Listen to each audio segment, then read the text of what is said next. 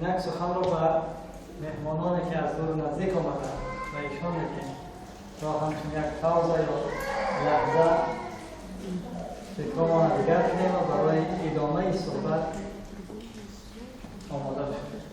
از برادر ما حضور ریاست عالی حزب نهضت اسلامی تاجیکستان ایشان عبدالفتاح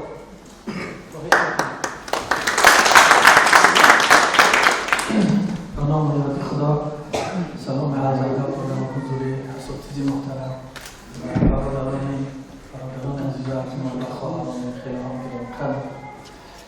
با استفاده از این لحظه های نورانی من برعکس استاد شیخ زمان علی به خاطر اون استادانی که در بین ما نیستند استاد سید عبدالله نوری که ایشون هم طرف استقلال میدونن و طاهر عبدالجبار و دیگران روحشان شاد باد.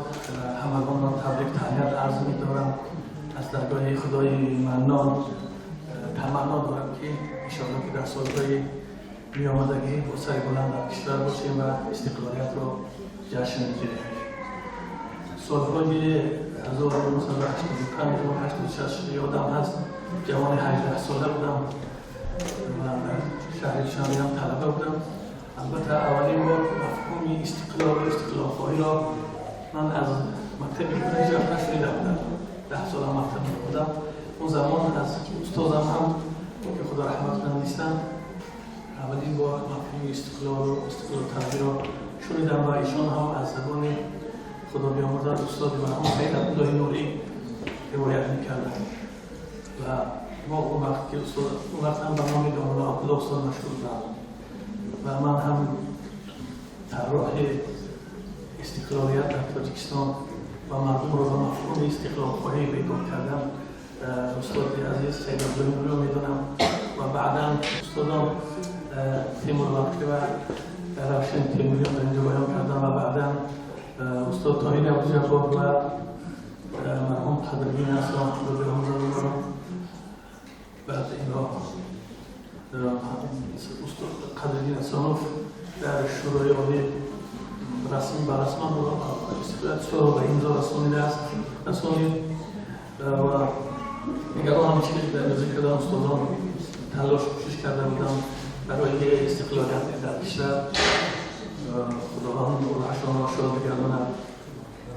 من در اینجا قرار نبود صحبت کنم چون برادران همه بهترین سخنان را گفتند. استادان محترم، فقط یک شاعری به یادم میرسد که میفرماید ما همه قربانیان دست خونین بوده ایم، ما همه قربانیان دست خونین بوده ایم، لاله های سینه‌دار آتشی که بوده ایم، جویا جویا خون ما دریای بخشابه شده، باز منتدار ما از حزب لینین بوده ایم، پشت ما را پشته های خواب داند در سیبیر، ما همه طوفان غمباران و تمکین بوده ایم، سوخت حافظ، سوخت بیدیل، سوخت مولانای روم، در میان آب و آتش جان شیرین بوده ایم.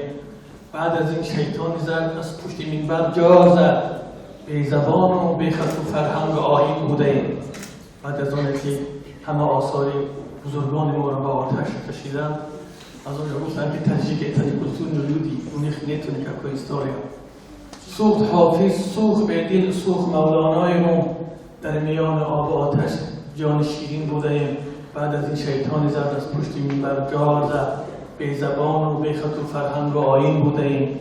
انقلابی سرخ سرخی های روی افزون نکرد، سرخی های روی سر بی کار سنگین بوده ایم.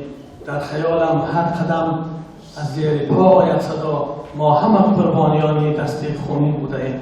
بار دیگر برادران عزیز و خواهران ارجمند را تبریک تهنیت عرض می‌دارم و انشاءالله که دعا کنند برادران و امید داریم که با سر بلند و کشور برمیگردیم و استقلالیت را انشاءالله که حقیقت شد در کشور ما روز فرا خواهد رسید که جشن می‌گیریم. سلام علیکم و رحمت الله.